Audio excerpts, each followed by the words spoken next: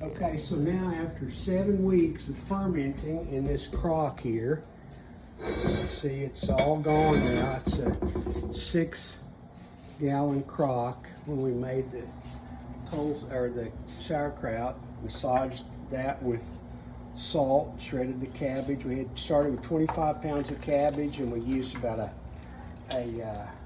half pound of salt, kosher salt. Now we're going to pack this.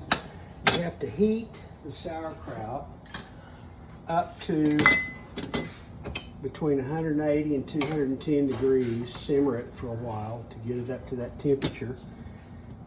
And I added a splash of about a quarter of a cup of white vinegar to each pot that I'm heating, just to make sure it was acidic enough, because I kind of like things sour.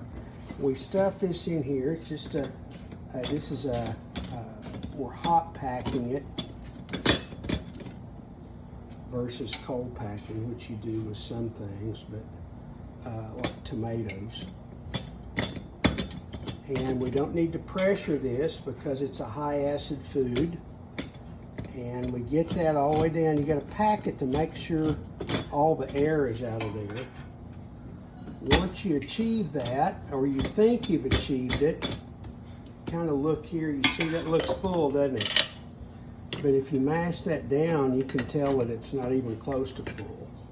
So you pack this in here so that liquid will cover everything.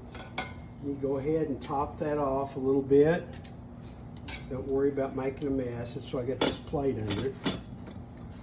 Take a little bit more of this juice, which is essentially just fermented cabbage juice. The salt draws the moisture out, and the bacteria on the cabbage causes the fermentation.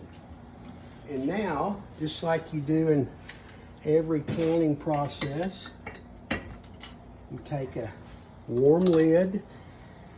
We'll warm it up so that the rubber will be a little bit pliable. Seal it down and return it back to your boiling water bath. It's not boiling yet, but don't fret, it's hot.